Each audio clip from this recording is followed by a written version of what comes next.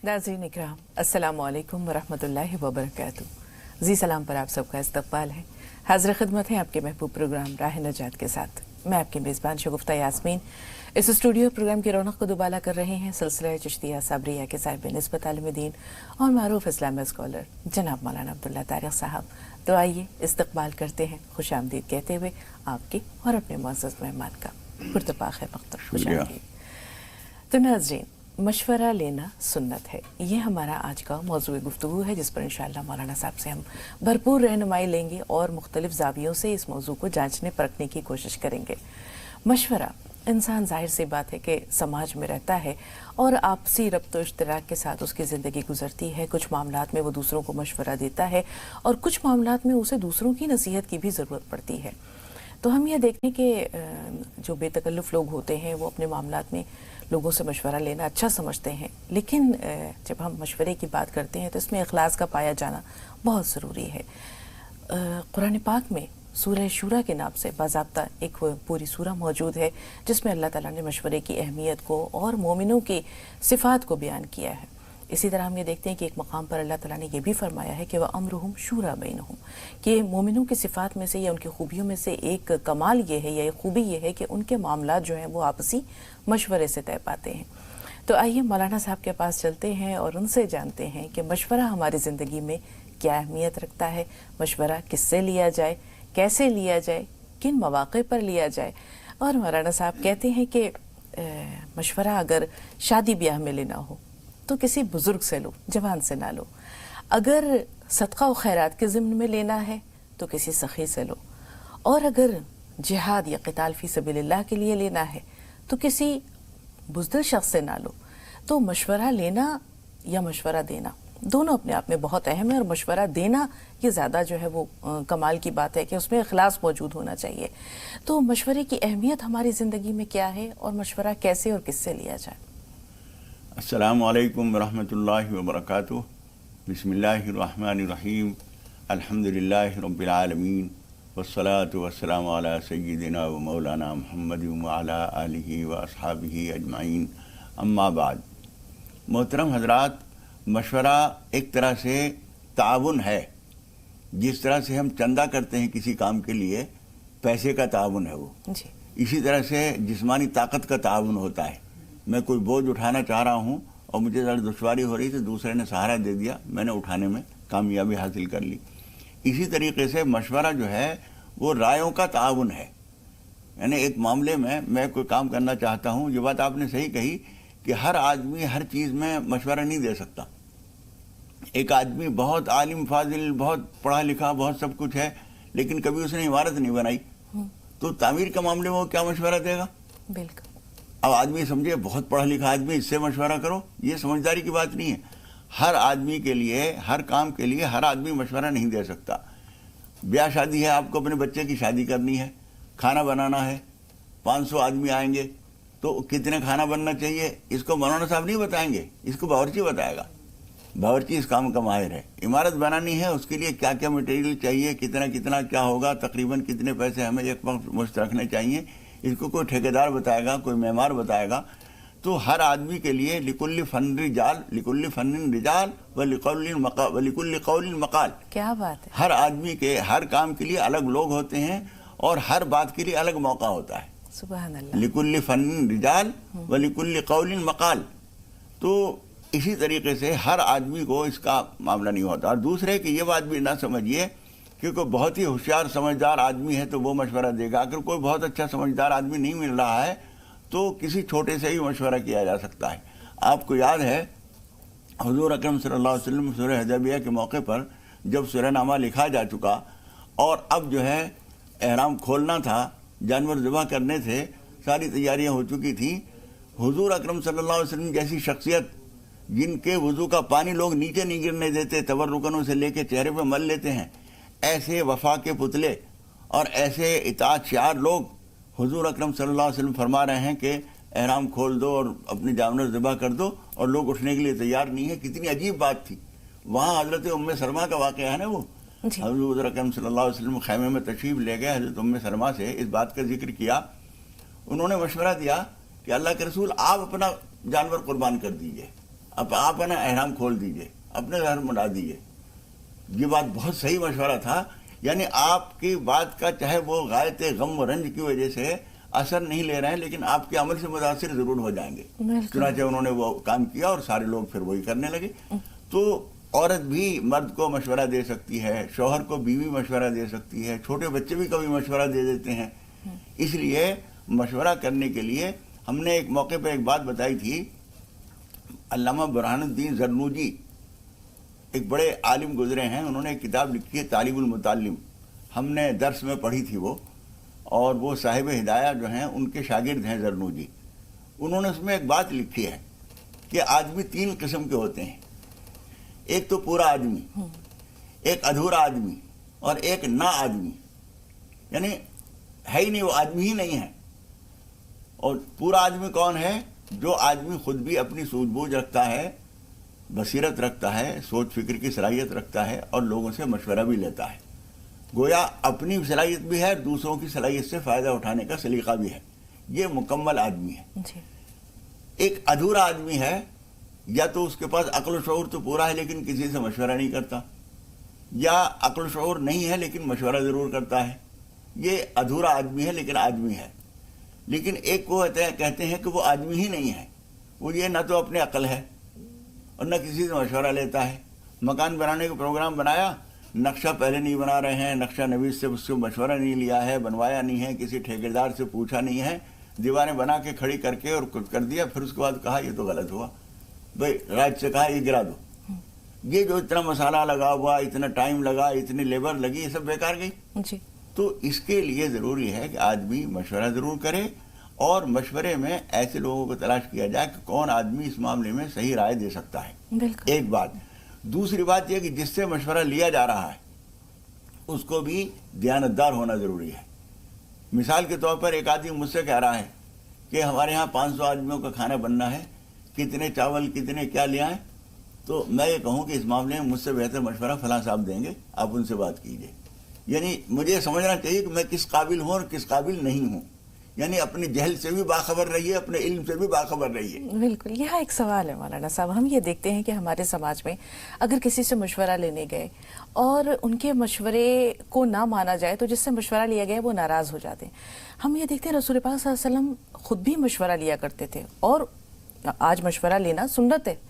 آپ کو یاد ہوگا غزوہ بدر کے موقع پہ بھی رسول پاک صلی اللہ علیہ وسلم نے رائے معلوم کی تھی، مہاجرین نے بڑھ چڑھ کر تقریریں کی، پھر انصار کی بھی رائے لی. اسی طرح غزوہ احد کے موقع پہ رسول پاک صلی اللہ علیہ وسلم چاہتے تھے کہ مدینہ میں رہ کر مقابلہ کیا جائے، لیکن لوگوں کا جو خیال تھا، اصرار تھا کہ مدینے سے باہر جا کر. پھر رسول پاک صلی اللہ علیہ وسلم اپنے مکان میں تشریف لے گئے اور ہتھیار سجا کر باہر آئے. لوگوں کو یہ گمان بھی ہوا کہ کہیں ایسا تو نہیں کہ رسول پاک صلی اللہ علیہ وسلم کی مرضی پر ہم نے اپنی رائے جو ہے وہ مسلط کی ہے. لیکن رسول پاک صلی اللہ علیہ وسلم نے ان کی رائے کا احترام کیا اور وہی کیا جو جمہور کی رائے تھی. اب یہاں 2 باتیں آتی ہیں. ایک چیز ہوتی ہے مشورہ اور ایک چیز ہوتا ہے حکم. ان دونوں میں فرق آپ سے جانیں گے، لیکن اس سے پہلے ایک چھوٹا سا واقعہ کہ حضرت بریرہ یہ ایک صحابیہ ہیں جو کہ کنیز تھیں ایک شخص کی، مسلمان ہو گئیں، اور ان شخص نے بھی جو ہے وہ ان کی شادی حضرت مغیث سے کر دی. اب جو ان کے آقا تھے ان کے دل میں خیال آیا کہ بہت نیک خاتون ہیں، ان کو آزاد کر دینا چاہیے. تو جب آزاد کرنے کی بات آئی تو پھر اس وقت یہ شریعت میں یہ ایسا حکم تھا کہ آزاد کرنے کے بعد وہ جو کنیز ہے اسے یہ اختیار ہوتا تھا کہ وہ نکاح کو قائم رکھے یا ختم کر دیں. تو جو حضرت بریرہ تھیں وہ نہیں چاہتی تھیں اپنے شوہر کے ساتھ رہنا. وہ رسول پاک صلی اللہ علیہ وسلم کے پاس گئیں اور کہا کہ میرے مالک نے مجھے آزاد کر دیا ہے، اب میں اپنے شوہر کے ساتھ نہیں رہنا چاہتی، آپ کی کیا رائے ہے، آپ کیا کہتے ہیں؟ تو رسول پاک صلی اللہ علیہ وسلم نے کہا کہ میری رائے یہ ہے کہ تمہارے شوہر تم سے خوش ہیں اور تمہارے ساتھ رہنا چاہتے ہیں. تو حضرت بریرہ نے کہا کہ یا رسول اللہ، میرے ماں باپ آپ پر قربان، میری 100 جانیں آپ پر فدا، آپ کا حکم سر آنکھوں پر، لیکن یہ تو بتائیے کہ یہ آپ کا حکم ہے یا مشورہ ہے؟ تو رسول پاک صلی اللہ علیہ وسلم نے فرمایا کہ یہ میری رائے ہے، میرا مشورہ ہے، آگے تمہاری مرضی. تو انہوں نے کہا کہ میں ان کے ساتھ نہیں رہنا چاہتی. رسول پاک صلی اللہ علیہ وسلم نے ہاتھ اٹھائے اور کہا یا اللہ یہ جہاں رہے انہیں خوش رکھنا، سکھی رکھنا. اب یہاں مولانا صاحب ہم یہ جاننا چاہیں گے کہ رائے میں، مشورے میں اور حکم میں کیا فرق ہے؟ دیکھیے، رائے اور مشورے میں تو زمین آسمان کا فرق ہے. ہاں. لیکن جو رائے دے رہا ہے یا حکم دینے کی صلاحیت رکھتا ہے اس کے اندر بھی یہ تحمل، یہ سمائی، یہ انصاف اور یہ سامنے والے کی رعایت ضروری ہے کہ میں اسے حکم دوں تو کیوں دوں؟ صرف اس بات کی وجہ سے کہ میں بڑا ہوں اور میں با اختیار ہوں تو میں حکم دے سکتا ہوں، لہٰذا ضرور حکم دے دوں، یہ سوچ غلط ہے۔ حضور اکرم صلی اللہ علیہ وسلم مالک کی حیثیت ہے، حضور اکرم صلی اللہ علیہ وسلم یعنی النبی اولا بالمؤمنین من انفسہم، نبی کو اہل ایمان پر اس سے زیادہ اختیار حاصل ہے جتنا ان کو اپنی جانوں پر ہے۔ یعنی میں اپنی جان کا اتنا مالک نہیں ہوں جتنا حضرت محمد مصطفیٰ صلی اللہ علیہ وسلم میری جان اور مال کے مالک ہیں، صاحب اختیار ہیں۔ اس کے باوجود حضور اکرم صلی اللہ علیہ وسلم ان کو یہ نہیں کہہ رہے ہیں کہ تم ان کے ساتھ ضرور رہو۔ جب آپ نے یہ کہا کہ ان کے ساتھ رہ سکو تو اچھا ہے، تو حضرت بریرہ نے پوچھا کہ یہ آپ کا حکم ہے یا آپ کا مشورہ ہے؟ حضور اکرم صلی اللہ علیہ وسلم نے فرمایا مشورہ، حکم نہیں ہے، مشورہ ہے۔ انہوں نے کہا لا ارید، میں نہیں چاہتی ان کے ساتھ رہنا۔ یہ شعور دیا حضور اکرم صلی اللہ علیہ وسلم نے ایک باندی کو، بالکل، اور باندی بھی حضرت عائشہ کی، ماتحت کی ماتحت، جی، لیکن اس کو اتنا اختیار ہے اور اتنا شعور ہے کہ حضور اکرم صلی اللہ علیہ وسلم کا اگر حکم ہوگا تو سر آنکھوں پر، ہماری مرضی ہو نہ ہو، شرعاً بھی ضروری ہے، قانوناً بھی ضروری ہے، اخلاقاً ہر لحاظ سے ماننا ضروری ہوگا، لیکن جو حکم دے رہے ہیں وہ اتنا انصاف ان کے اندر ہے کہ وہ حکم نہیں دیں گے۔ اور ان کے شوہر جو ہیں آنسو بہاتے پھر رہے ہیں مدینے کی گلیوں میں، فی سکک المدینہ، مدینے کی گلیوں میں آنسو بہاتے پھر رہے ہیں، ان کے پیچھے پھر رہے ہیں کہ تم مجھ سے علیحدہ نہ ہو، لیکن وہ کہہ رہے ہیں میں نہیں چاہتی۔ یہ اختیار آدمی کو ہونا چاہیے۔ جو بات میں نے کہی تھی کہ مشورہ دینے والوں کے اندر بھی کچھ خوبیاں چاہیے، وہ یہ کہ حضور اکرم صلی اللہ علیہ وسلم فرماتے ہیں المستشار مؤتمن، جس سے مشورہ لیا جائے اس کو امانت دار ہونا چاہیے۔ مثال کے طور پر آپ کے بیٹے کے لیے آپ نے ایک رشتہ دیکھا، لڑکی بہت سلیقہ مند ہے، خوبصورت ہے، تعلیم یافتہ ہے، بہت اعزاز شعار ہے، بہت اچھی ہے۔ آپ نے مجھ سے مشورہ لیا کہ مولانا صاحب یہ لڑکی جو ہے میں اپنے بیٹے کے لیے سوچ رہی ہوں کیسی رہے گی۔ میں نے سوچا کہ اس جوک کا تو میرا بھی لڑکا ہے، میں شگفتہ کے لڑکے کے لیے کیوں ہاں کروں؟ میں نے کہا کہ ٹھیک نہیں ہے، تمہیں اوپر اوپر نظر آ رہا ہے، حقیقت ان کی معلوم نہیں ہے، میں جانتا ہوں، ٹھیک نہیں ہے۔ آپ کو راستے سے ہٹا دیا اور میں نے اپنا رشتہ دے دیا۔ یہ خیانت ہوگی، ناجائز ہوگا۔ جب مجھ سے مشورہ لیا جائے، کسی وجہ سے میں مشورہ نہیں دینا چاہتا تو مجھے خاموش رہنا چاہیے۔ تو بہت بڑی ذمہ داری ہے مولانا صاحب، بہت بڑی ذمہ داری، بہت بڑی ذمہ داری ہے، ہم نے اتنی گہرائی سے تو سوچا ہی نہیں۔ نہیں، سوچنا ضروری ہے۔ ہم جب قرآن مجید میں دو جگہ، ایک تو سورہ شورا کا ذکر کیا، اسی کی وہ آیت ہے وَأَمْرُهُمْ شُورَىٰ بَيْنَهُمْ، کہ ان کے معاملات آپس کے مشورے سے طے ہوتے ہیں۔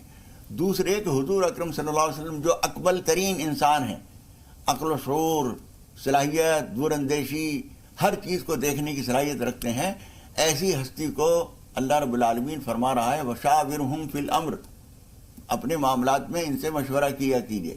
یہاں ایک واقعہ یاد آ گیا، پھر ایک سوال ہے میرے ذہن میں۔ مولانا صاحب آپ کو یاد ہوگا غزوہ بدر کے موقع پر جو مشرکین مکہ کے لوگ قیدی بنائے گئے تھے، ان کے بارے میں رسول پاک صلی اللہ علیہ وسلم نے رائے دریافت کی، حضرت عمر فاروق نے بھی اپنی رائے بیان کی، حضرت ابو بکر صدیق نے بھی اپنی رائے بیان کی۔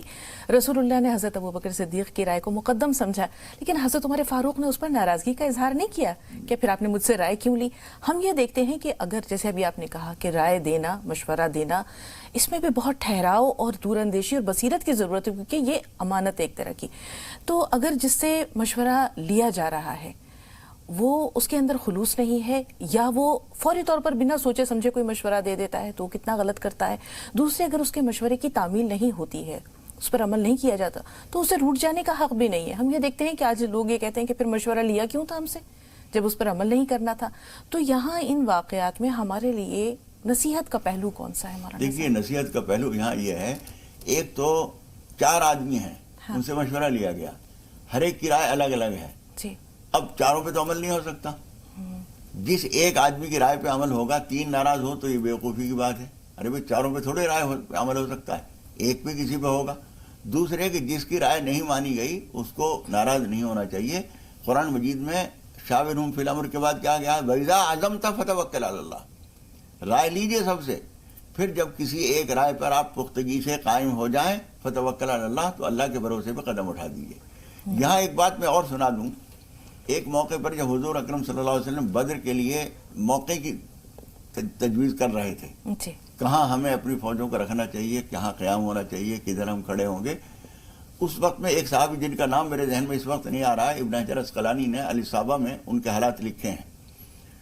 انہوں نے جب حضور اکرم صلی اللہ علیہ وسلم نے تجویز کیا کہ ہم لوگ یہاں کھڑے ہوں گے تو انہوں نے ایک بات پوچھی، اللہ کے رسول اگر یہ اللہ کے حکم سے آپ تجویز کر رہے ہیں تو سر آنکھوں پر، اور اگر آپ نے بھی غور فکر کر کے اسی کو بہتر سمجھا ہے تب بھی سر آنکھوں پر، اور اگر اس میں رائے دینے کی گنجائش ہے تو میں اس پہ کچھ، ہم جنگ کے ماہر لوگ ہیں، ہم جنگ کے کیڑے ہیں، ہم اس چیز کو جانتے ہیں۔ آپ نے فرمایا نہ اللہ کا حکم ہے نہ میرا کوئی فیصلہ ہے، غور فکر ہو رہا ہے۔ انہوں نے کہا کہ پھر یہ طریقہ، یہ جگہ مناسب نہیں ہے، اس کے لیے فلاں جگہ مناسب ہوگی، اور انہوں نے دوسری جگہ بتائی اور اسی کو حضور اکرم صلی اللہ علیہ وسلم نے تجویز کیا۔ تو جو آدمی کسی کام کے لیے صلاحیت رکھتا ہو اور تجویز غور فکر ہو رہا ہے تو اس کو خود بھی چاہیے، جیسے حضرت یوسف علیہ السلام نے اپنے آپ کو پیش کیا تھا، انی حفیظ علیم، میں اس معاملے میں جانتا بھی ہوں اور حفاظت سے سارے کام انجام دے سکتا ہوں، تم مجھے موقع دو تو میں کام کروں گا۔ بالکل مولانا صاحب، ہم یہ دیکھتے ہیں کہ حضرت عمر فاروق جیسا دور اندیش شخص، دور اندیش خلیفہ، اور رسول پاک صلی اللہ علیہ وسلم کی صحبت کا بھی فیض حاصل تھا، اپنی ذہانت اور بصیرت بھی تھی، پھر بھی بہت سے معاملات میں ایک خاتون جس پہ لوگوں نے کہا کہ اس سے زنا سرزد ہو گیا ہے، حضرت عمر فاروق کو پوری بات نہیں بتائی گئی، لیکن چونکہ حد جاری کرنے کا حکم تھا، اس سنسار کیا جائے، تو سنسار کرنے کے لیے جب اسے لے کر جا رہے تھے راستے میں حضرت علی کرم اللہ وجہہ ملے، پوچھا کیا ہوا، بتایا کہ ایسا معاملہ ہے، تو انہوں نے کہا کہ یہ تو عورت وہ ہے جسے مرگی کے دورے پڑتے ہیں، یہ عقل و ہوش سے خرد سے بیگانہ ہو جاتی ہے، پاگل پن کے دورے پڑتے ہیں اسے۔ حضرت عمر فاروق کے پاس لے کے گئے ان لوگوں کو بھی اور خود بھی کہ امیر المومنین ایسا معاملہ ہے، یہ بات ہے، تو انہوں نے کہا فوری طور پر کہ وہی ظاہر سی بات ہے کہ ایسی صورت میں وہ حکم ساقط ہو جاتا ہے۔ پھر حضرت عمر فاروق نے بڑی پیاری بات کہی تھی، لولا علی لہلک العمر، اور بھی ایک موقع پر ایک عورت نے خود اعتراف کیا تھا زنا کا، اور وہ حمل سے تھی، حضرت عمر رضی اللہ تعالیٰ نے طے کر دیا کہ اس کو سنسار کیا جائے۔ حضرت علی رضی اللہ تعالیٰ خاموش بیٹھے تھے۔ حضرت عمر نے پوچھا کہ ابو الحسن آپ کیا فرماتے ہیں؟ حضرت علی رضی اللہ تعالیٰ نے فرمایا کہ جرم جو کیا ہے اس عورت نے کیا ہے، اس کے پیٹ میں جو بچہ ہے اس کا کیا جرم ہے؟ انہوں نے کہا ٹھیک بات کہتے ہیں۔ تو انہوں نے اس وقت بھی کہا، ایسے کئی موقع آئے جو وہ کہتے تھے لولا علی لہلک عمر، حتیٰ کہ نحو میں، عربی گرامر کی کتابوں میں اس جملے کا استعمال جو ہے خاص طور پر لولا کا مفہوم سمجھانے کے لیے یہ جملہ استعمال کیا جاتا ہے۔ تو اس بات کو، یعنی یہ بھی آدمی کی خوبی ہے، کتنا ہی بڑا با اختیار ہو لیکن اپنے سے کم صاحب اختیار اگر کوئی بات کہہ رہا ہے تو اس زوم میں، اس غرے میں کہ میں تو یوں ہوں، میں اس کی بات کیسے مان لوں، میری بات بے مول ہو جائے گی۔ ہاں بالکل، تو یہ نہیں سمجھنا چاہیے، معقول بات۔ حضور اکرم صلی اللہ علیہ وسلم کی ایک بات ہے، حضور فرماتے ہیں الکلمۃ الحکمۃ ضالۃ المؤمن فحیث وجدها فهو احق بها، حکمت و دانائی کی بات مومن کی گمگشتہ دولت ہے، جہاں مل جائے اس کو حصول کا حاصل کر لینا چاہیے۔ بالکل سب، دو کالرز ہیں، موقع ملا تو انشاءاللہ کچھ اور حکمت کے موتی آپ کی گفتگو سے سمیٹیں گے۔ سید عثمان آپ سے مخاطب ہیں، شگفتہ صاحبہ تھوڑا سا انتظار، آپ سے بھی بات کریں گے۔ جی عثمان بھائی فرمائیے۔ السلام علیکم۔ وعلیکم السلام۔ جی، یہ ماں کے قدموں تلے جنت ہے کہا گیا، جی جی ماں کے قدموں تلے جنت کہا گیا، ہاں یہ کس نے کہا؟ یہ ایک سوال ہے میرا۔ ٹھیک ہے۔ دوسرا سوال یہ ہے، جی دوسرا سوال یہ ہے، عثمان بھائی ٹی وی کی آواز بند کر دیجئے، دوسرا سوال بتائیے۔ دوسرا سوال یہ ہے کہ یہ عورت کا مقام اسلام میں کیا ہے؟ ٹھیک ہے بھائی، تھوڑا سا انتظار، شگفتہ صاحبہ کا سوال لے لیں۔ جی بتائیے بہن، آپ کا سوال کیا ہے؟ السلام علیکم۔ وعلیکم السلام۔ پہلے تو دعا کی گزارش ہے مولانا صاحب کی خدمت میں، اور میرے دو سوال ہیں باجی، سن لینا مجھ سے۔ جی پہلا سوال، ہاں پہلا سوال یہ ہے کہ مولانا صاحب 1800 روپے کا جو بتاتے ہیں، تو ہم درگاہوں پر جو لنگر کھانے ہوتے ہیں اس میں غریب امیر غیر مسلم غیر سبھی لوگ کھاتے ہیں، تو کیا وہاں دے سکتے ہیں؟ ٹھیک ہے۔ دوسرا سوال، دوسرا سوال یہ ہے کہ ابھی ایک ویڈیو آیا ہے موبائل پر جس میں یہ بتایا جا رہا ہے کہ گجرات کے ایک عالم دین کے پاس مکہ شریف میں جو حرم شریف کے امام ہیں، ان کے دادا نے یہ میسج دی بہن بعد میں آخر یہ بولے۔ آپ کا دوسرا سوال ہم تک نہیں پہنچا، اور جب بات پوری نہیں پہنچی تو ہم قاصر ہیں مولانا صاحب۔ پہلا سوال جو تھا بھائی کا کہ ماں کے قدموں تلے جنت ہے، یہ کن کا قول؟ حدیث کی بات ہے جی، رسول پاک صلی اللہ علیہ وسلم کا فرمان ہے۔ جی، عورت کا مقام اسلام میں کیا ہے؟ دیکھیے، عورت کے مقام کے سلسلے میں بہت سارے لوگوں نے اس موضوع پر کتابیں لکھی ہیں. پہلی بات تو یہ ہے کہ حضور اکرم صلی اللہ علیہ وسلم جو صرف نبی نہیں سید الانبیاء ہیں، اور ایک بڑی بھی جن کو آس پاس کے لوگ جانتے بھی نہیں وہ آتی ہیں. حضور اکرم صلی اللہ علیہ وسلم کسی کام میں مصروف ہیں، اٹھ نہیں سکتے، لیکن آپ کی نظر پڑی. حضور اکرم صلی اللہ علیہ وسلم نے اپنے کاندھے سے چادر اتاری اور ادھر بڑھائی اور کسی سے کہا کہ یہ بچھا دو اور ان کو بٹھا دو. حضور اکرم صلی اللہ علیہ وسلم کی بستر کی چادر نہیں ہے وہ، حضور اکرم صلی اللہ علیہ وسلم کے کاندھے مبارک کی چادر جس کی وجہ سے آپ یا ایھا المزمل اور یا ایھا المدثر ہیں، وہ چادر مبارک اتاری ہے اور آپ نے بچھائی ہے اور کہا ان بڑی کو بٹھا دو. نوجوان لوگ جو بعد کے ایمان لائے ہوئے تھے وہ لوگ تھے، جانتے نہیں تھے، انہوں نے تعمیل حکم تو کر دی، وہ چادر بچھائی اور بڑی بی کو بٹھا دیا. اور جب حضور اکرم صلی اللہ علیہ وسلم فارغ ہو کے آئے اور ان سے ملے، وہ حضرت حلیمہ سعدیہ تھیں جنہوں نے حضور اکرم صلی اللہ علیہ وسلم کو دودھ پلایا تھا. عورت کا مقام کیا پوچھے گا کوئی؟ سید الانبیاء کی چادر پہ بیٹھنے کا کسی عورت کے علاوہ دنیا میں کسی کو نہیں. فرشتہ نہیں بیٹھ سکتا، جبریل جرات نہیں کر سکتے حضور اکرم صلی اللہ علیہ وسلم کی چادر بطور بستر بچھی ہوئی ہو اور اس پہ وہ آ کے قدم رکھ دیں، یہ جبریل نہیں جرات کر سکتے.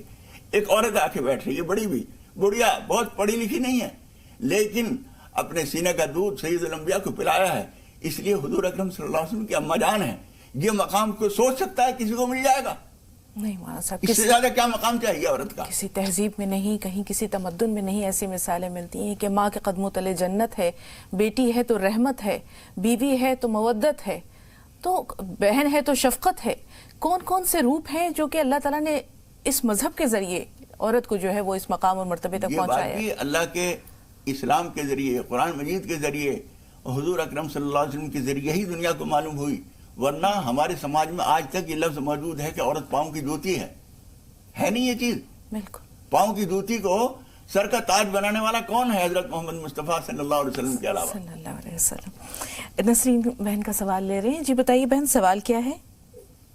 ہاں، یہ کہنا چاہنا میرے وہ قرآن شریف ایسے نیچے اوپر لیٹے ہیں، نیچے قرآن شریف پڑھ سکتے کیا؟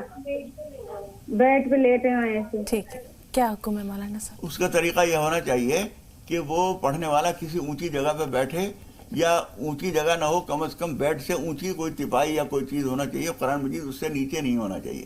جی. انجم بیگم حیدرآباد. جی بہن بتائیے کیا سوال ہے؟ ہلو سر جی، السلام علیکم. وعلیکم السلام ورحمۃ اللہ وبرکاتہ. میرے دو سوال ہے. جی. میرا پوترا ہے، اس کا نام ہے انس رکھی. ہاں. 1 سال کا ہوگا. بہت رو رہا، ہر دواخانے سے، ہر چیز سے، ہر دعائوں سے کوشش کر رہی ہوں، تو نہ ضد بند ہے، نہ 1 سال کا بچہ دکھ رہا، صرف ضد اور بخار 24 گھنٹے رہتا ہے. بہت کچھ کر رہی ہوں، اس کو کچھ نصیب نہیں ہو رہا. اور وہ بچے کو ایک ہی ہے میرے کو پوترا، 4 بیٹوں میں پوترا ایک ہی ہے، تو بہت کوشش کر رہی تو اس کو سدھر رہا ہی نہیں بچہ. تو مولانا صاحب سے یہی پوچھنے کا ہے. اور دوسرا کیا، تہجد کی نماز میں اپن جو نماز کے جو رکعت ہم پڑھتے، تو جیسا کون سی بھی پڑھ سکتے کیا؟ یعنی سورہ کوئی بھی پڑھ سکتی ہیں؟ سورہ پڑھ سکتے کیا الحمد کے سورے کے بعد؟ جی بہتر. پہلے تو قرآن شریف کی کوئی سی بھی صورت پڑھ سکتے ہیں، اس میں کوئی پابندی نہیں ہے. اور بچے کے لیے کبھی کبھی ایسا ہوتا ہے کہ بچوں کو، چھوٹے بچے ہیں، اپنے دکھ درد بتا نہیں سکتے. کسی بڑے بچے نے اس کو لیا تھا اور اس کا ہاتھ کھینچ دیا تھا. ہاتھ اترنا کہتے ہیں اسے عورتیں. ہاتھ اتر گیا، گردن میں جھٹکا آ گیا، کوئی اور پریشانی ہو گئی، پیٹ میں کوئی درد ہے، وہ تو کچھ بول نہیں سکتا سوائے رو سکتا ہے.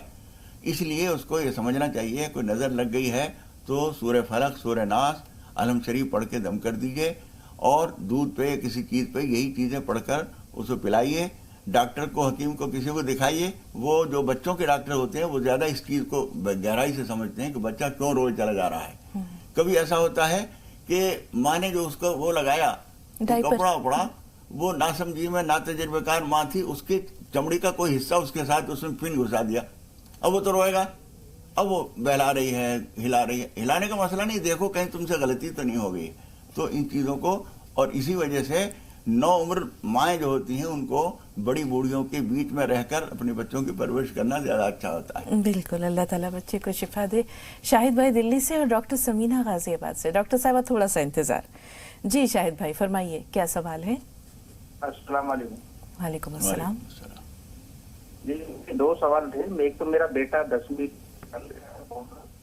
تو یہ کوئی وظیفہ بتائیے کہ آپ جو اپنا کامیابی کی طرف بڑھیں اور تھوڑا دین کی طرف بھی ہو جائے اور دنیا کی طرف بھی. دوسرا سوال کہ بتاتے ہیں کوئی کہ آپ یہ لکھ لو، کاغذ پہ لکھ لو، تو ہم وہ جو لکھ لیتے ہیں وہ جو ہے جیسے لکھنے کے بعد یا کبھی ہم اس کاغذ کو پھاڑ کے پھینک دیں، یا پھینکنے چاہیے یا دفعہ دینی چاہیے اس کو. ٹھیک ہے بھائی. ڈاکٹر سمینہ صاحبہ بتائیے کیا سوال ہے آپ کا؟ السلام علیکم. وعلیکم السلام. بہن میرا سوال زکوٰۃ سے متعلق ہے. یہ پچھلے رمضان میں جب زکوٰۃ ادا کی تو اس کے بعد جو ہمارے پاس گولڈ ہے، کیونکہ اس میں ہمیں کچھ اور بیچنے کا کوئی ارادہ اس کا نہیں تھا، تو جتنے گولڈ کی زکوٰۃ بن رہی تھی ہم نے سوچا اس کو نا پورے سال میں اسپریڈ کر کے دے دیں گے، تھوڑا تھوڑا کر کے ہر مہینے میں. تو جب وہ دینی شروع کر دی ہے، لیکن ابھی پچھلے ٹائم میں تھوڑا سا کیا ہوا ہے کہ سونے کا ریٹ بہت زیادہ ایک دم سے بڑھ گیا ہے. تو اب وہ جو پچھلی زکوٰۃ ادا کر دی ہے جتنی، یہ نیا ریٹ اس پہ بھی لاگو ہوگا یا اب آگے جو کرنی ہے اس پہ ہی یہ لگے گا؟ بہت اچھا سوال ہے. تھوڑا سا انتظار کی، 2 کالرز ہیں جن کے سوالات لے کر پھر ہم اپنے سوالات کی طرف بڑھیں گے. جی بتائیں سفینہ صاحبہ آپ کا سوال کیا ہے؟ جی باجی السلام علیکم. وعلیکم السلام.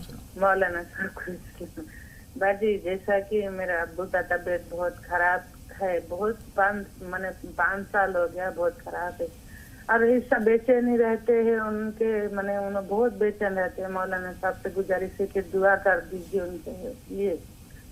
اور کچھ جو گناہ ہو گیا ہے اگر کسی سے، تو گناہ سے کیسا نجات پائے اور گناہ ہونے سے کیسا روکنا چاہیے، گناہ کرنے کو کیسا روکتے گناہ سے بچنے کے لیے. ٹھیک ہے، تھوڑا سا انتظار.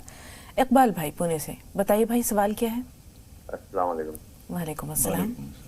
میرے 2-3 سوال ہیں محترمہ. جی پہلا سوال. ایک تو یہ ہے کہ مجھے شریان کے اندر سوجن آ گئی ہے ہارٹ کے اوپر.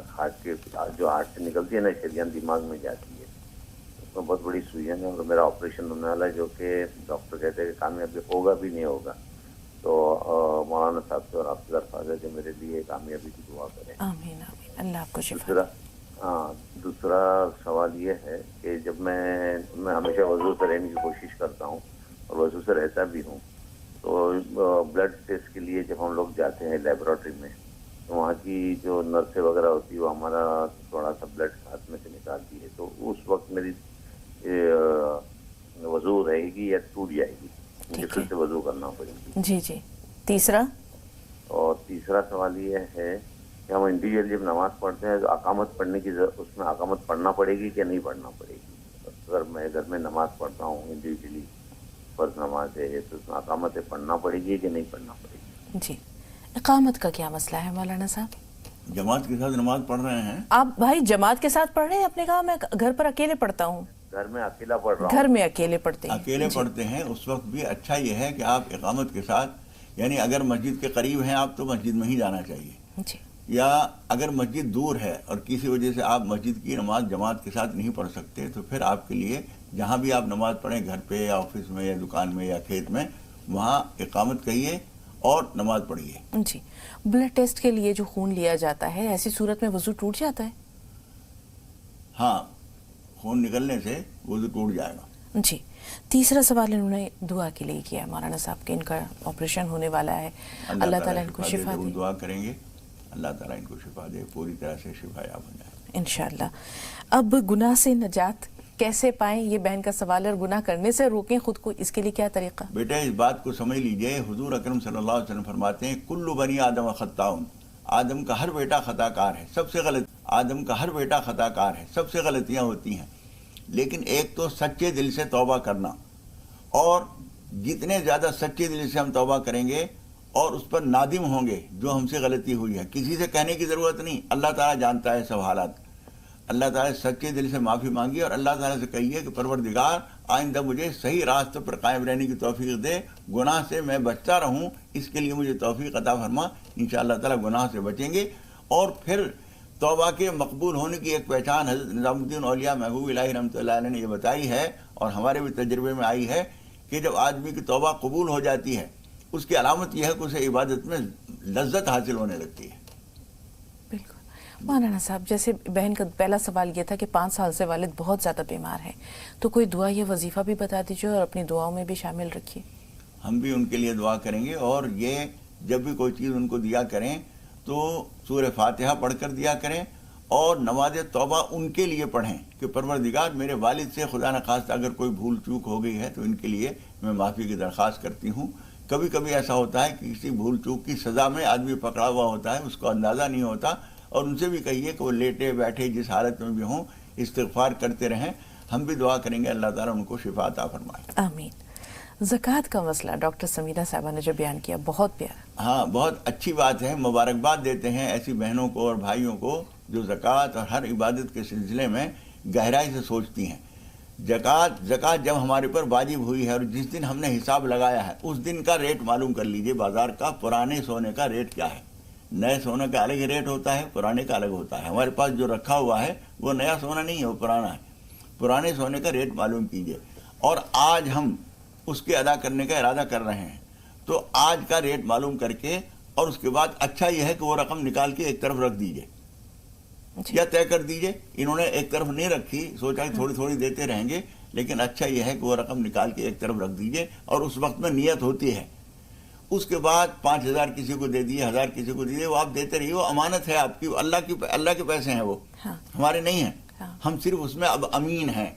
نکالتے رہیے، دیتے رہیے. بعد میں ریٹ کچھ بھی ہو جائے، گر جائے چاہے بڑھ جائے، تو اس سے کوئی حرج نہیں ہے. تو یہ جو پرانا ریٹ ہے مولانا صاحب یہ 1 سال پہلے کا ہوگا؟ 1 سال پہلے نہیں، جس دن ہم نے زکوٰۃ دینے کا ارادہ کیا ہے. مثال کے طور پر 10 رمضان کو ہم نے سوچا کہ اب ہمیں زکوٰۃ نکالنی ہے، تو آج کا ریٹ ہم نے معلوم کیا سنار سے. اس نے بتایا کہ یہ ریٹ ہے. ہم نے اس ریٹ کا حساب لگا کے ایک رقم نکالی اور ہم نے وہ رکھ دی. اس پہ اچھا یہ ہے، ہم یہ کرتے ہیں کہ تھیلے کے اوپر لکھ دیا زکوٰۃ سن 2020 وہ لکھ دیا. اب اس میں سے نکالتے رہیں گے، دیتے رہیں گے، نکالتے رہیں گے، دیتے رہیں گے. الگ سے نیت نہیں کرنی پڑے گی. اب یہ ہر دفعہ نیت کریں گی، چونکہ پہلے سے نکال کے نہیں رکھا ہے اس لیے یہ مناسب نہیں. اچھا یہ ہے کہ وہ رقم نکال کے رکھ دیجئے. یا فوری طور پر اتنی رقم نہیں ہے تو طے کر دیا کہ اتنی رقم ہمیں نکالنی ہے، اس میں سے 10,000 یہ رکھ دی ہیں اور باقی ہم رکھ دیں گے، اور پھر دیتے رہیے. بعد میں ریٹ کچھ بھی ہو جائے. بہت بہت شکریہ مولانا صاحب. عظمیٰ سے بات کر رہے ہیں، دلی سے ہمارے ساتھ ہیں. جی عظمیٰ، سوال بتائیے. السلام علیکم. وعلیکم السلام. جی مولانا صاحب کو بھی السلام علیکم. وعلیکم السلام. مولانا صاحب میرا سوال یہ ہے کہ میرے ہسبینڈ کی جاب ابھی نئی جاب چینج ہوئی ہے، جیسے 1 سال ہو گیا، لیکن کیا کہتے ہیں وہاں جاب ماشاءاللہ سے بہت اچھی ہے، سیلری بھی اچھی ہے، سب کچھ جیسے بہت اچھا ہے. لیکن جس جاب سے وہ چھوٹی ہے، جو ان کی پرانی والی جاب، وہ بار بار خواب میں لگاتار وہی جاب دیکھتے رہتے ہیں اور اسی جاب میں جیسے اسی آفس میں اپنا کام کرتے ہوئے دیکھتے ہیں اپنے آپ کو. تو یہ پوچھنا چاہتی ہوں کہ اس کا مطلب کیا ہے کہ پرانا آفس بار بار وہ کیوں دیکھ رہے ہیں، جبکہ ماشاءاللہ سے یہ والی جگہ بہت اچھی ہے، یہاں سیلری بھی اچھی ہے، سب کچھ الحمدللہ بہت اچھا ہے، پہلے سے حالات ہمارے بہت اچھے ہو گئے، اللہ کا شکر ہے. لیکن بار بار پرانے آفس میں دیکھنا خواب میں اور کام کرنا وہاں پہ، تو اس سے وہ بھی ٹینشن میں آ گئے ہیں اور میں بھی ٹینشن میں آ گئی ہوں کہ ایسا کیوں ہو رہا ہے، اللہ تعالیٰ ہمیں بار بار ایسا کیوں دکھا رہا ہے. ٹھیک جی مولانا. پہلی بات تو یہ ہے کہ موجودہ حالات کو بہت اچھے ہونے پر بہت زیادہ اظہار مسرت نہ کیجیے، جیسا کہ آپ کے الفاظ سے لگ رہا ہے. خوشی جو ہے دل میں رکھیے، اپنے اللہ کے درمیان رکھیے. اس خوشی کا اظہار زیادہ نہیں ہونا چاہیے، ورنہ اپنی بھی ٹوک نظر لگ جاتی ہے، دوسروں کی بھی لگ جاتی ہے. ایک بات. دوسرے کہ جو کچھ اچھے حالات دے پروردگار، وہ سیلری کے ہوں، میاں بیوی کے اچھے حالات کے ہوں، بچے ہیں، پڑھ رہے ہیں، عزت ہے، سب کچھ ہے، اس پر اللہ کا بار بار شکر اور نماز شکر پڑھ کر اللہ کا شکر کرنا چاہیے. پرانے حالات کے جو خواب نظر آ رہے ہیں اس کی تفصیلات ہم پوچھیں گے تو اس کا وقت نہیں ہے. اگر وہاں انہوں نے محنت سے دیانتداری سے کام کیا ہے تو یہ دکھایا جا رہا ہے کہ اس کی برکتیں ہیں جو یہاں مل رہی ہیں. اور اگر اس وقت میں خدا نخواستہ کوئی بھول چوک ہوئی تھی تو اس کے لیے اللہ تعالیٰ سے معافی مانگتے رہیے. انشاءاللہ تعالیٰ جو حالات آپ کو اس وقت اللہ تعالیٰ نے دیے ہیں، ہم دعا کرتے ہیں کہ ان میں استحکام ہو، دوام ہو اور اس میں اور ترقی ہو. آمین. ممبئی چل رہے ہیں فیروزہ کے پاس. جی بہن سوال بتائیے. فیروزہ ہمیں سن پا رہی ہیں؟ السلام علیکم باجی. وعلیکم السلام ورحمۃ اللہ وبرکاتہ. جی ہمارے لیے دعا کیجیے. میں نے آپ کو پہلے بھی فون کیا تھا ایک بار. اب گھر کے حالات پریشان ہیں، کوئی کام نہیں بنتا ہے اور ایک میں نے خواب دیکھا تھا، میرے ابا گزر گئے تو انہوں نے میرے کو ایک درود شریف دیے تھے، میرے کو 2000 روپیے دیے تھے خواب میں.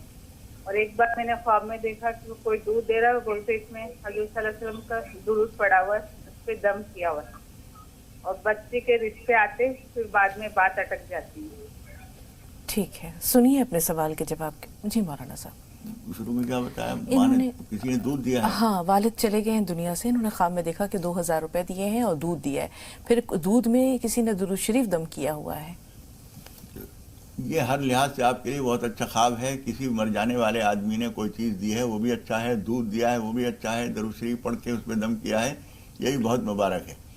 آپ کی بچے یا بچی کے رشتے میں جو رکاوٹیں ہیں اس کے لیے آپ سورہ بقرہ گھر کے اندر پڑھوائیے اور نماز پناہ پڑھیے.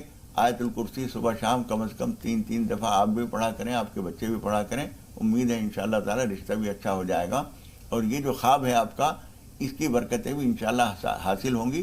وہ ممکن ہے کہ رشتے کی شکل میں ہی ہو جائیں انشاءاللہ. کچھ پریشانیوں کا ذکر بھی کیا ہے انہوں نے مولانا صاحب. ہر پریشانی اللہ تعالیٰ سے کہیے، وہ سن رہا ہے. مجھ سے اور شگفتہ سے پہلے وہ پروردگار سن رہا ہے کہ تمہیں پریشانی کیا ہے. اس سے کہیے، لو لگائیے، مانگیے، اللہ تعالیٰ سننے والا ہے. بالکل. ایک بھائی نے بتایا کہ بچے کا 10th کا ایگزام ہونے والا ہے، تو دعا بھی کر دیجئے اور کوئی وظیفہ بتائیے مولانا صاحب. جی ضرور دعا کریں گے، اللہ تعالیٰ اس کو کامیابی عطا فرمائے اور زندگی کا ہر امتحان میں کامیابی عطا فرمائے. بچے سے کہیے کہ جب وہ امتحان دینے کے لیے بیٹھے اور لکھنا شروع کرے تو بسم اللہ پڑھے اور رب اشرح لی صدری کی جو آیتیں ہیں سورہ طٰہٰ کی 20 نمبر کی سورت کی دوسرے رکوع کی شروع کی 4 آیتیں ہیں، یہ مختصر سی، یہ پڑھ کر پھر پڑھنا لکھنا شروع کریں. مولانا صاحب ایک سوال جو ہے وہ کسی ملاقات میں یا اس پروگرام کے دوران سہون میرے ذہن سے نکل گیا. بھائی نے سوال کیا تھا اور بہت عمدہ سوال تھا کہ ان کا یہ کہنا ہے کہ کبھی کبھی ایسا ہوتا ہے کہ کوئی ان کو چھو دیتا ہے تو انہیں محسوس ہوتا ہے کہ وہ ناپاک ہو گئے ہیں. تو بہت سے لوگ کہتے ہیں کہ وہم کا علاج حکیم لقمان کے پاس بھی نہیں، لیکن ایسی جو کیفیت ہے یہ بہت سے لوگوں میں پائی جاتی ہے. بار بار ہاتھ دھونا، وضو ہے تو یہ محسوس ہونا کہ فلاں حصہ خشک رہ گیا ہے، پھر وضو کرنا. کسی چیز کو چھو لیا ہے تو بار بار ہاتھ دھو رہے ہیں، یا کپڑوں کو کوئی ٹچ کر جائے، وہم. تو یہ کیا کیفیت ہے؟ یہ کچھ شیطانی اثر ہوتا ہے. حدیث شریف میں پاکی کا ایک خاص شیطان بتایا گیا ہے، یقال لہ الولہان. ولہان ایک الگ قسم کا شیطان ہے جو صرف یہی کام کرتا ہے، آدمی کو وہم میں مبتلا کرتا ہے، پریشان کرنا ہے. تو وہ پریشانی یہی ہے کہ ابھی دھلا نہیں، ابھی یہ نہیں ہوا. گرم پانی لے کے بیٹھے تھے یا چل رہا تھا گیزر میں، وہ پانی ختم ہو گیا، بہاتے بہاتے پاکی کا یقین نہیں ہوا، آخر ٹھنڈے پانی سے نہانا شروع پڑا، آخر میں یہ لگ رہا ہے کہ کمر پہ تر نہیں ہوا، ابھی وہ بہائے جا رہے ہیں. یہ شیطانی حرکت ہوتی ہے. لا حول ولا قوت الا باللہ العلی العظیم پڑھیے، اعوذ باللہ من الشیطان الرجیم پڑھیے، اور پورا اہتمام کر لیے. مثال کے طور پر آپ نے ہر طرف سے دیکھ لیا، بھگو دیا، اب وہ دل کہہ رہا ہے ابھی پاک نہیں ہوا، پانی سے رہ گیا. ارے کہاں رہ گیا، میں نے پھیر تو لیا، ہاتھ بھیگا ہوا ہاتھ پھیرا ہے، پانی ڈالا ہے، اور اس کے بعد دل سے کہیے ٹھیک ہے ہو گیا. حضور فرماتے ہیں 3 دفعہ ہو گیا، اب کوئی پریشانی نہیں ہے. کلثوم سے بات کر رہے ہیں. جی کلثوم بتائیے سوال کیا ہے؟ السلام علیکم. وعلیکم السلام. جی باجی میرا 3 سوال ہے. ہاں، پہلا سوال یہ ہے کہ میرے بائیں سائڈ چیسٹ میں بہت زیادہ درد ہے. تو کل ہم نے جب جانچ کروائی تو اس کے لیے مطلب مولانا صاحب سے کچھ دعا جاننا ہے، مطلب کیا ہم پڑھیں کہ وہ درد مطلب ہمیں شفا ملے. اور کل ہم نے جب روزہ تھی تو روزہ رہ کر ہم بلڈ ٹیسٹ کروائے تو کیا میرا روزہ ٹوٹ گیا؟ اور تیسرا سوال یہ ہے کہ ایک دن ہم سوئے تھے، خواب میں کیا دیکھ رہے ہیں کہ 10:30 11 بج رہا تھا رات کا. خواب میں دیکھیں کہ مطلب جو مٹھائی لا کر دیا ہے وہ میرے جانی پہچان کا ہے، اور وہ بس 2 ہی مٹھائی ہے پیالی میں، اور وہ رس والی مٹھائی ہے. وہ ہمارے شوہر جیسے کھائیں، بس ان کی طبیعت کچھ زیادہ ہی خراب ہو گئی. تو ہم کہیں نہیں، ہم جا رہے ہیں پوچھنے آخر مٹھائی میں کیا تھا کہ جو آپ کی طبیعت خراب ہو گئی. تو یہ کہہ رہے ہیں نہیں پوچھنا مت، رہنے دو. تو اس کی بھی تعمیر ہمیں جاننا ہے. ٹھیک، تھوڑا سا انتظار. نوشاد بھائی فرمائیے آپ کا سوال کیا ہے؟ جی السلام علیکم، ڈاکٹر نوشاد بول رہا ہوں میرٹھ سے. جی وعلیکم السلام، فرمائیے نوشاد بھائی. بھائی مجھے خواب دکھائی دیتا ہے بار بار، جیسے یاسین شریف پڑھ رہا ہوں. ہاں. اور یاسین شریف جب میں پڑھتا رہتا ہوں خواب میں تو میری آنکھ کھل جاتی ہے، پھر میں اسے پوری کر لیتا ہوں ویسے اللہ کے شکر سے. ماشاءاللہ. اور ویسے تو میں اللہ کے شکر سے روزانہ یاسین شریف پہلے سے ہی پڑھتا ہوں اللہ کے شکر سے کافی دن سے. اور سب کو ثواب پہنچاتا ہوں، والد صاحب کو، بہنوں کو جو جا چکے ہیں دنیا سے. لیکن بار بار یہ خواب کیوں دکھتا ہے یہ میری سمجھ سے پر ہے. تھوڑا سا ایک اس کے بارے میں معلوم کرنا تھا. دوسرا یہ کہ میرے بیٹے کو میں نے کام پہ چھوڑا ہے کسی، تھوڑا اس کے لیے دعا کر دیجیے کہ اللہ تعالیٰ اسے کامیابی دے. آمین آمین. دونوں سوال مولانا صاحب آپ کے پاس. دیکھیے کامیابی کے لیے دعا کریں گے، اللہ تعالیٰ آپ کو کامیابی دے. اور سورہ یاسین کا جو خواب آپ کو نظر آتا ہے، جو آدمی کوئی معمول اپنا مستقل بنا لیتا ہے، جب کبھی وہ چھوٹتا ہے تو اس کے لیے خواب میں تقاضا کیا جاتا ہے، یاد دہانی کرائی جاتی ہے. تو یہ میرا خیال یہ ہے کہ ایسے وقت میں آپ کو یہ خواب نظر آتا ہوگا جب کسی دن سورہ یاسین پڑھنا آپ کا چھوٹ جاتا ہوگا. اور حدیث شریف میں آتا ہے کہ جو صبح کے وقت میں سورہ یاسین پڑھتا ہے قضیت حوائجہ، اس کی تمام ضرورتیں پوری کر دی جاتی ہیں. اس لیے سورہ یاسین اگر آپ صبح پڑھا کریں تو بہت اچھا ہے، اور ناغہ نہ ہونا دیا کریں. بالکل. بیٹے کے لیے دعائے خیر مولانا صاحب. اللہ تعالیٰ ان کو شفا عطا فرمائے، ضرور دعا کریں گے. اور یہ جو آپ سورہ یاسین شریف پڑھتے ہیں یہ پانی پہ یا کسی چیز پہ دم کر کے یہ بچے کو پلا بھی دیا کریں، انشاءاللہ ڈبل فائدہ ہوگا. جی شاید یہ کچھ کام کا ذکر کر رہے تھے کہ کام پر چھوڑا ہے اللہ تعالیٰ. کام شروع کیا ہے، بچے کو کیا ہے یا انہوں نے خود کام کیا ہے، جو بھی ہے بہرحال اللہ تعالیٰ ان میں کامیابی عطا فرمائے، ہم دعا کرتے ہیں. مولانا صاحب ایک بہن نے جو یہ خواب دیکھا مٹھائی والا، یہ کیا خواب ہے؟ مٹھائی خواب میں کسی نے دی ہے تو ان کے لیے اچھا ہے. یہ اچھا تفصیل تو نہیں معلوم کہ کس طرح سے ہے کیا ہے. جیسے انہوں نے یہ بتایا نا کہ ایک کالر ہیں سیدہ صاحبہ، تھوڑا سا انتظار، جب بات نکلی ہے تو اسے مکمل کر لیں. کسی نے انہوں نے دیکھا کہ خواب میں ایک چھوٹے سے پیالے میں 2 مٹھائیاں دی ہیں رس والی، جو کہ ان کے شوہر نے کھا لی. وہ بیمار ہو گئے، طبیعت خراب ہو گئی. تو انہوں نے کہا کہ میں جا کر پتہ کرتی ہوں ان سے جو خاتون یہ مٹھائی لائی ہیں کہ آپ نے اس میں کیا ملایا تھا. تو ان کے شوہر نے روک دیا کہ نہیں، نہ پوچھو، نہ دریافت کرو. اس کی تعبیر کیا ہے مولانا صاحب؟ دیکھیے ہوتا یہ ہے کبھی کبھی جس آدمی نے ہمیں لا کے کچھ دیا ہے اس کو بظاہر ہم دوست سمجھ رہے ہیں، لیکن اندر خانہ وہ ہمارا دشمن ہوتا ہے. اس لیے آدمی کو 2 چہرے، کل جو گفتگو ہو رہی تھی، آدمی کے 2 چہرے ہوتے ہیں. چہرہ نظر آ رہا ہے اوپر سے دوست کا، لیکن اندر سے وہ دشمن ہے. ہمیں پہچان تو لینا چاہیے، اظہار نہیں کرنا چاہیے. اس لیے جیسے یہ کہہ رہی ہیں وہ جا کے پوچھنے کی ضرورت نہیں. آپ یہ اندازہ کیجئے کہ آپ کی غیر موجودگی میں اکثر وہ آپ کا ذکر برائی سے کرتی ہے، آپ کی خوشحالی سے اس کو جلن ہوتی ہے، آپ سے حسد رکھتی ہے، آپ کی بدخواہ ہے. تو لڑائی جھگڑا تو کیجئے نہیں، لیکن وہ جب کوئی چیز لے کر آئے تو کھائیے نہیں، استعمال نہ کیجئے، نہ شوہر کو کھلائیے. بہت ممکن ہے آپ کو ایسا ہو چکا ہو یا ہونے والا ہو، آپ کو ہوشیار کیا جا رہا ہے. جی بقیہ سوالوں کے لیے بہن تھوڑا سا انتظار. سیدہ چاند سلطانہ، فرمائیے بہن آپ کا سوال کیا ہے؟ السلام علیکم. وعلیکم السلام. السلام علیکم. وعلیکم السلام ورحمۃ اللہ وبرکاتہ. ٹی وی کی آواز بند کر دیجیے. ہاں السلام علیکم بہن. میرے 2 سوال ہیں، تھوڑے سے میرے طویل سوال ہیں جو میں شہر شولاپور سے کر رہی ہوں. بہت دن سے سوال نہیں لگ رہا تھا، آج لگ گیا، اللہ کا شکر ہے. تو میں بیت المال نسواں چلاتی ہوں شولاپور شہر میں. تو اس کے بعد میرے پاس خواتین آتے ہیں بہت سارے، اور میں قرآن شریف کے معنی پڑھ کے ان کے کچھ جوابات دیتی ہوں. میں عالمہ وغیرہ تو نہیں ہوں، پروگرام دیکھ کر بھی ان کے جوابات دیتی ہوں، لیکن کچھ ایسے سوال ہوتے ہیں کہ میں ان کا جواب نہیں دے سکتی. ایک خاتون بہت رو رہی ہیں، میرے پاس آئی ہیں. ان کا سوال یہ ہے کہ ان کے شوہر نے ان کے بہن کی بیٹی سے نکاح کر لیا ہے، اور وہ دونوں بھی میاں بیوی میرے پاس آئے ہیں، اور اب وہ ان کو رکھنا چاہتے ہیں. ان کے شوہر کا کہنا ہے کہ خالہ کو اور بھتیجی کو میں رکھنا نہیں چاہتا، اور میں نے ان کو اس سے نوٹس سے طلاق دیا ہوں. تو وہ ان کا بہن کا کہنا ہے کہ میں نے وہ طلاق نہیں دی. تو اس کے تعلق سے مجھے بتائیے. اور میرا سوال ہے کیا وہ بہن کا طلاق ہو گیا، یا وہ بہن کو اس عورت کو اور اس کے بہن کی بیٹی کو رکھنا چاہیں تو رکھ سکتے ہیں؟ اب وہ رکھنا چاہ رہے ہیں. تقریباً 12 سے 15 سال درمیان عرصہ گزر چکا ہے، اور وہ بچی اتنا رو رہی ہے کہ چاہے دریا نہیں سمندر اس کے آنکھوں میں بیٹھتا ہے.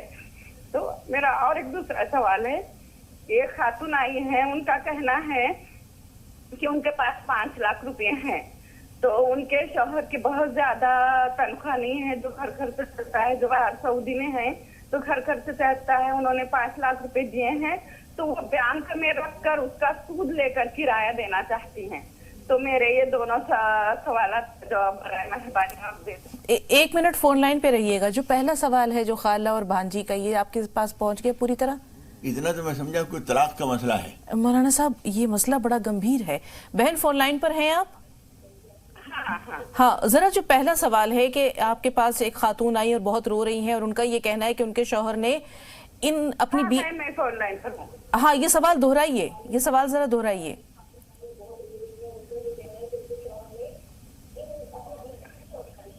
بہن ٹی وی کی آواز بند کر کے پہلا سوال دہرائیے. جو خاتون آئی ہیں تو ان کے شوہر نے 15 سال پہلے ان کی ہی بہن کی بیٹی سے نکاح کر لیا ہے. ہاں ہاں میں جواب سن لیجیے، چھوڑ دیجیے ان کو. ہاں دیکھیے قرآن مجید میں صاف طور پر یہ کہا گیا ہے وَأَن تَجْمَعُوا بَيْنَ الْأُخْتَيْنِ، دو بہنوں کو، اور اسی حکم میں ہے خالہ اور بھانجی، پھوپھی اور بھتیجی ایک ساتھ نکاح میں جمع نہیں ہو سکتی.